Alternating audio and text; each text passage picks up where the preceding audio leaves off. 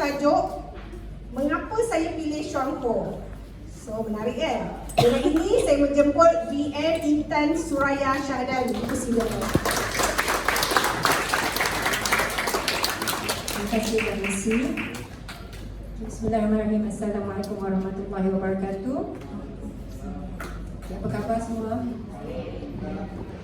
Baik, hari ini saya insyaAllah akan membuat perkongsian ringkas tentang tajuk yang telah diberi, Mengapa Saya Memilih Chuang Ho. Tapi sebelum tu, untuk yang tak kenal saya, nama saya Intan Suraya atau Ayah. Dan sebenarnya perjalanan saya dalam Chuang Ho ni lama juga. Dan tak lama tu dia dah sampai kehidupan saya dah melalui beberapa fasa lah. Okay, dia punya lama dia So, saya sebenarnya kenal Chuang Ho ketika saya masih belajar. Okay, itu fasa pertama. Kemudian saya dah berkeluarga. Dan sepanjangnya ada juga saya mengalami beberapa isu kesihatan.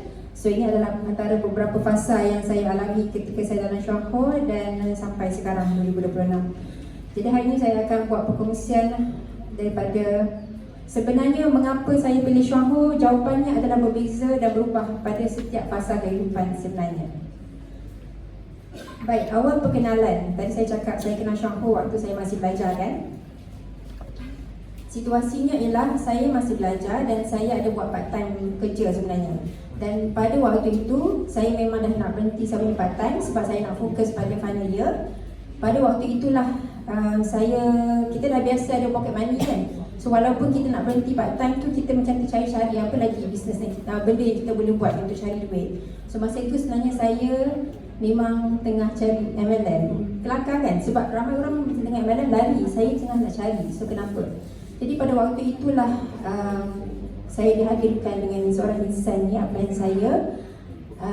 Dan masa tu dia bercerita tentang dia perkenalkanlah diri dia. She was a stranger pada saya dan saya tak kenal beliau.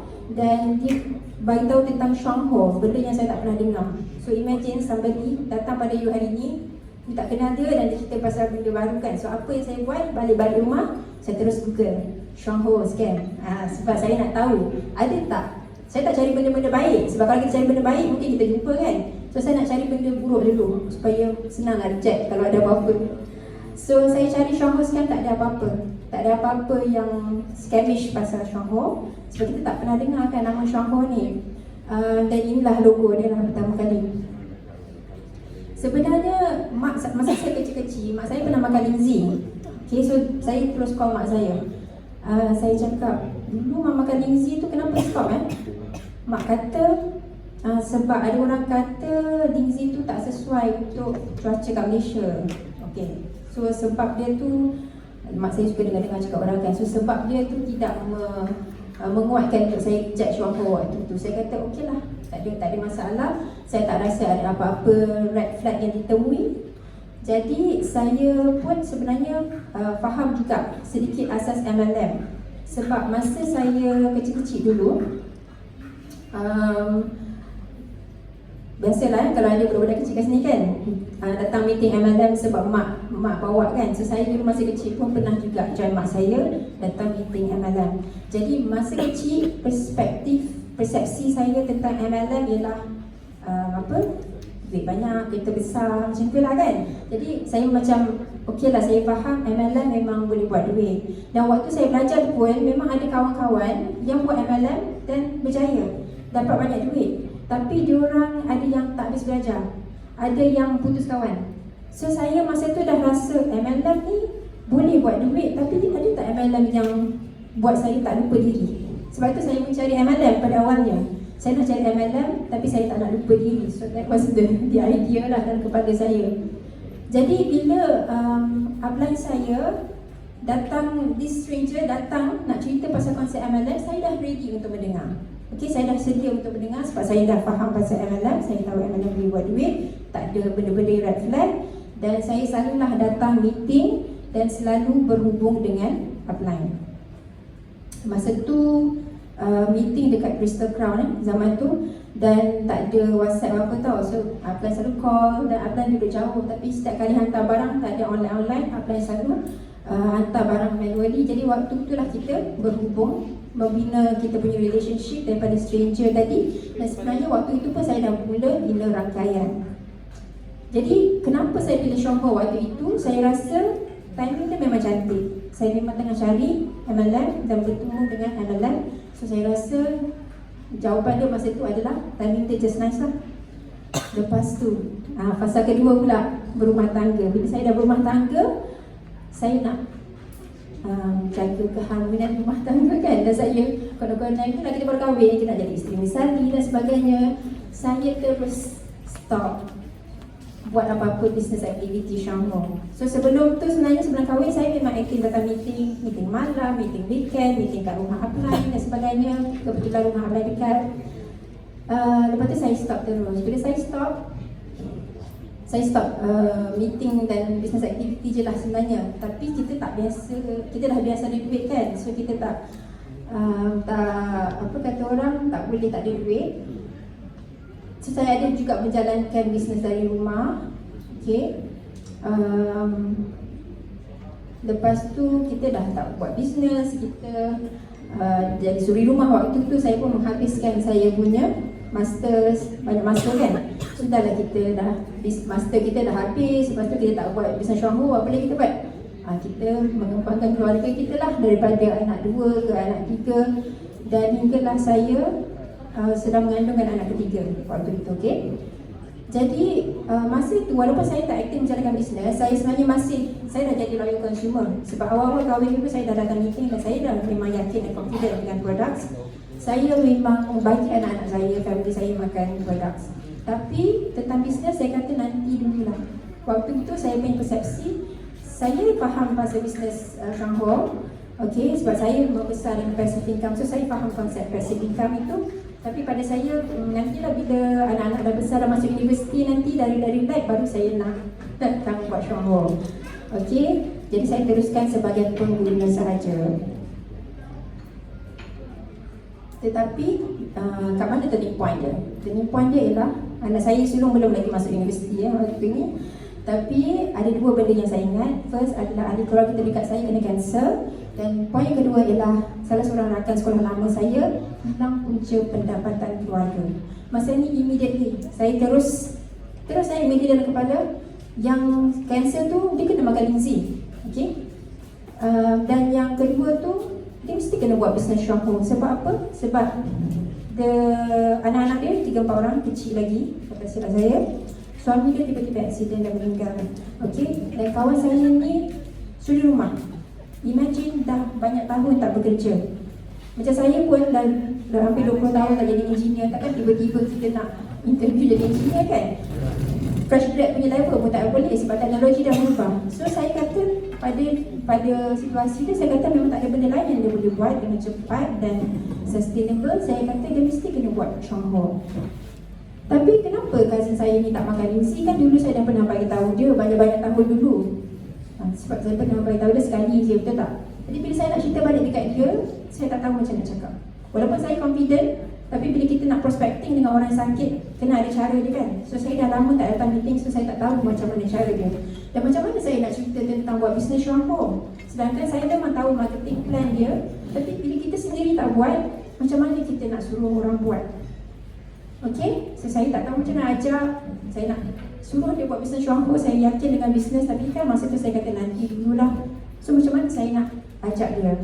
Jadi waktu ini adalah turning point di mana saya nak come back ke dalam bisnes Sean Ho. Bukan untuk diri saya sendiri, kerana saya nak berkongsi dengan orang lain yang memerlukan. Okay, so itu memang niat saya. Kenapa saya come back untuk buat bisnes Sean Ho. Jadi perjalanan kali kedua, kita ingat bila tadi kan saya kata nanti dululah. So sekarang kalau baru dah ready lah kan. Bila dah ready, kita dah tahu dah sekali ilmu yang kita dah belajar dalam meeting dulu-dulu. Dan bila kita datang balik, kita ingat dah boleh start terus. Kenapa tak start Kenapa tak boleh gerak ni? Okay, sebenarnya masa saya dah nak start balik tu, saya sedang sarap mengandungkan anak ketiga. Itu tak jadi masalah sebenarnya sebab masa tengah mengandung lagi saya produktif. Dia bila dah melahirkan tu yang jadi excess baggage tu. So masa saya tengah sarat ni, saya okey je.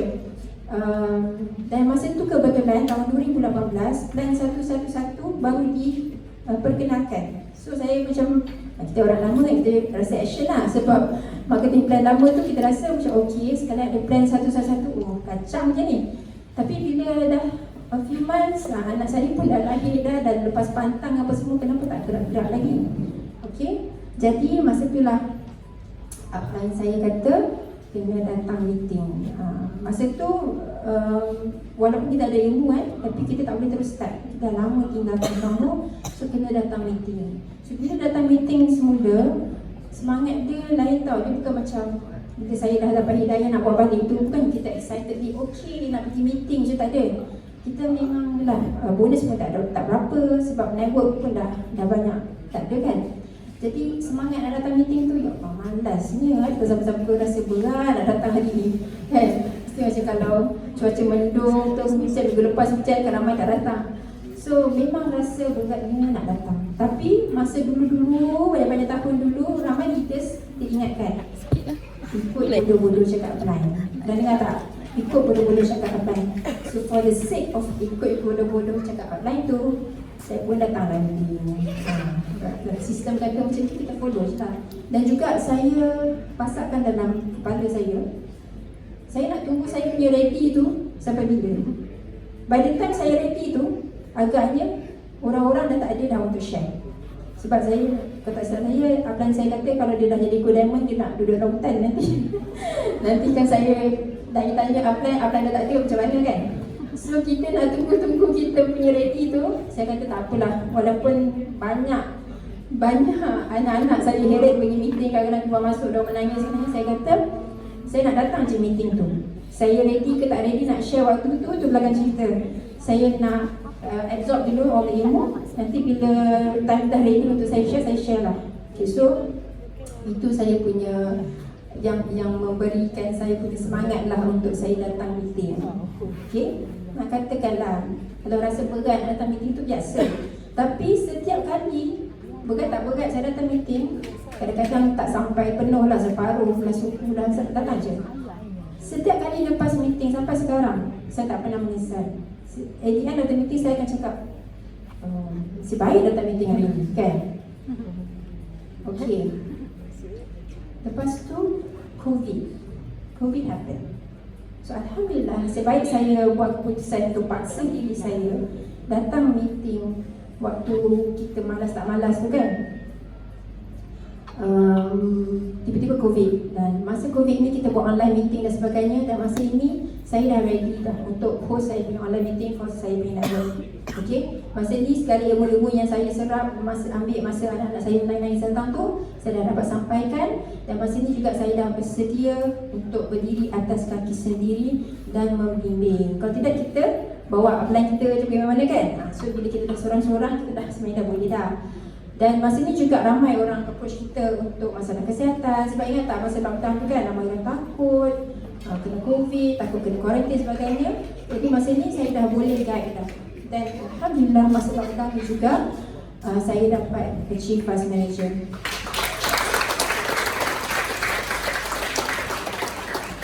Masa lockdown untuk pengetahuan, saya pun ada juga buat bisnes konvensional yang lain. Masa lockdown tak boleh buat sebab kita rely on kilang. Kilang tutup. Walaupun ada demand, kita tak boleh jalan. Jadi saya survive on saya punya business survive on Stronghold punya business. Okay? Ingat tak zaman tu tak ada online registration, kita kena isi borang hantar kat Stronghold. Okay, but those were the days lah. Itu kita teruskan saja. Macam tu pun boleh jadi vice manager masa lockdown Okay. Jadi apa yang saya perolehi sebenarnya selama saya memilih Stronghold ni? Okay, salah satu insiden yang saya ingat masa ni saya belum berkahwin lagi. Jadi saya dengan Ablan ada plan nak pergi Southern Trip, pergi Johor. So kita dah buat planning nak jumpa downline yang prospek kat sana. Beberapa hari sebelum tu, abang saya accident. Kena balik rumah. Ni gambar AI tapi lebih kurang macam itulah. Kaki dia tak boleh jalan, bahu dia patah. Jadi perlu ada seseorang untuk bawa dia pergi stesen dan juga pergi hospital ulang-alik selama beberapa bulan, beberapa minggu. Jadi masa tu saya kata okey tak apa, kita postpone dulu trip ke Johor. So imagine kalau kita tengah bekerja, makan gaji, boleh tak kita cakap kat bos boleh tak saya nak cuti 2-3 bulan jaga abang saya? Okay, tak boleh kan? So Alhamdulillah dengan Syampo dia flexibility dia, saya boleh. Dan pada masa ni pun bisnes Syampo masih je berjalan kan? Okay, lepas tu apa lagi yang saya achieve selama saya buat Syampo? Saya dapat ziarah keluarga dan sahabat kematian. Sebab kadang-kadang kematian ni kita tak boleh jangka bila kan. Saya pernah ziarah kawan saya, arwah ayah dia meninggal waktu hari bekerja. Jadi bila kita pergi ziarah, yang ada cuma orang-orang yang dah berusia, dah habis kerja, ataupun saudara yang terdekat saja. Sebab kalau saudara jauh-jauh pun majikan tak lepaskan, betul tak? So saya rasa kehadiran saya itu insyaAllah dapat membantulah dia punya ni. Dan juga saya sakit, orang sakit ni bukan sakit demam biasa-biasa. Saya dapat berita kawan-kawan yang dah sakit teruk, yang di mana sebenarnya orang sakit ni kalau weekend mungkinlah ramai orang jengah dia kan. Tapi sebenarnya kalau hari biasa, orang keseorangan kan, tak ada siapa jaga. So kadang-kadang saya ada masa saya akan dapat visit dia orang. Okey, hadir untuk anak-anak ni paling best. Okey, sekarang ni kalau nak tahu, sebenarnya ada gambar, ada tak nak keluar, sorry ya. Sekarang ni kalau nak tahu hari, of course lah saya jaga anak saya semua. Saya tak hantar ke babysitter sebab saya memang daripada dulu bercita-cita nak jaga anak-anak saya sendirilah kan. Jadi dapat tengok diorang punya first step lah, dapat dengar dia punya first words, itu biasalah.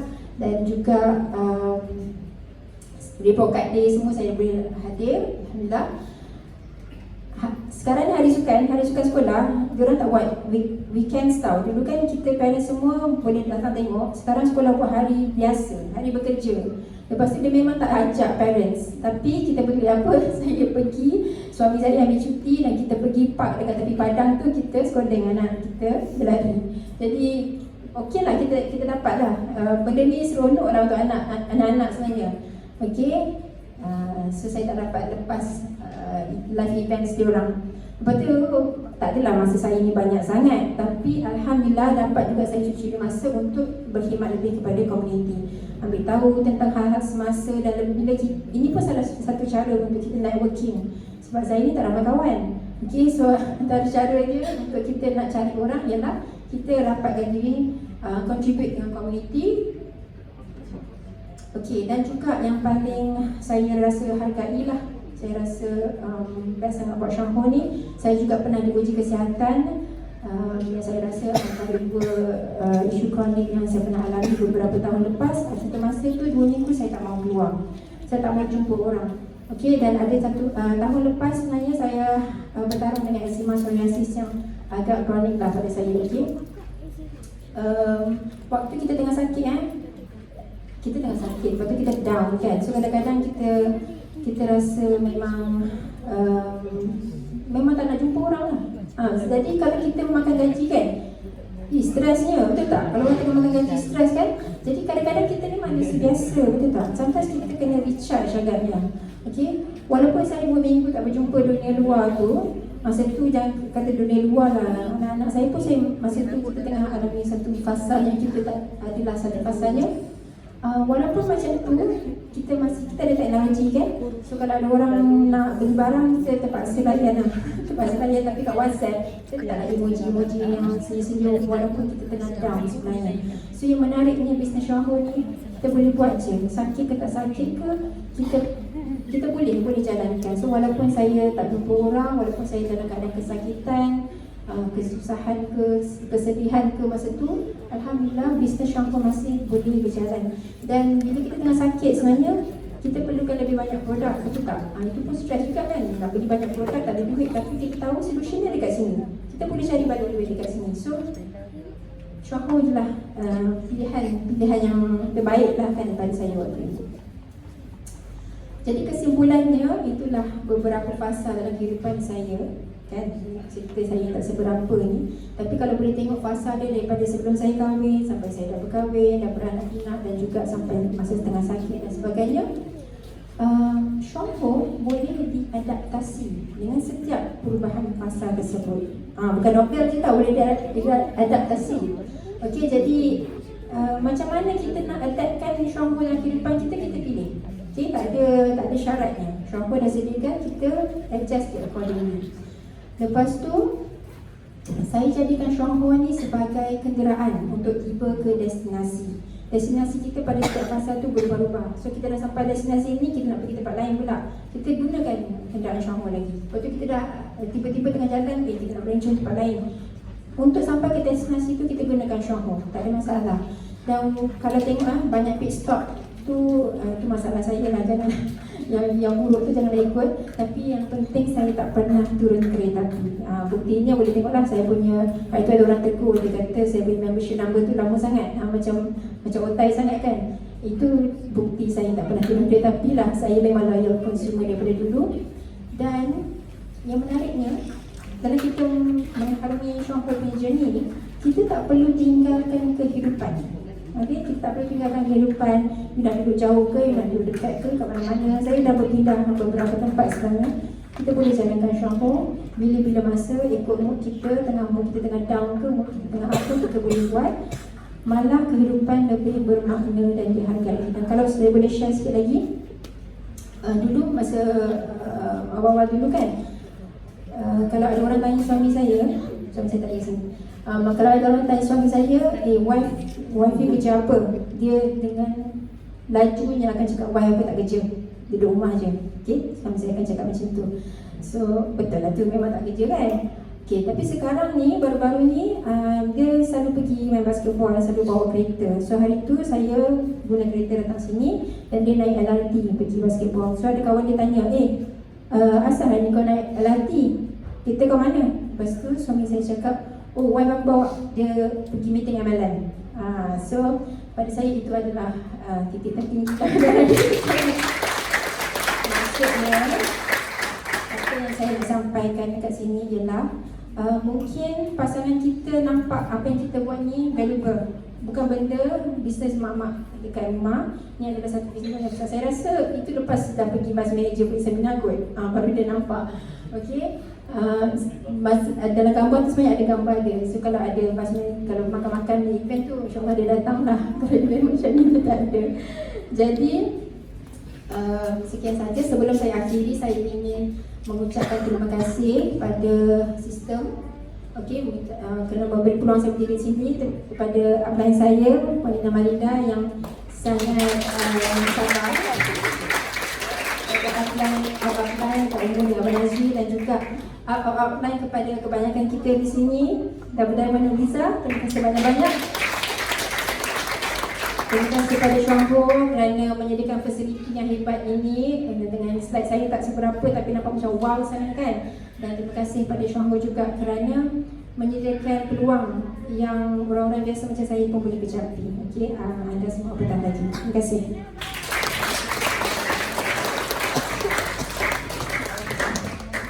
Alhamdulillah, kita dah dengar tips daripada VM Intan Suraya.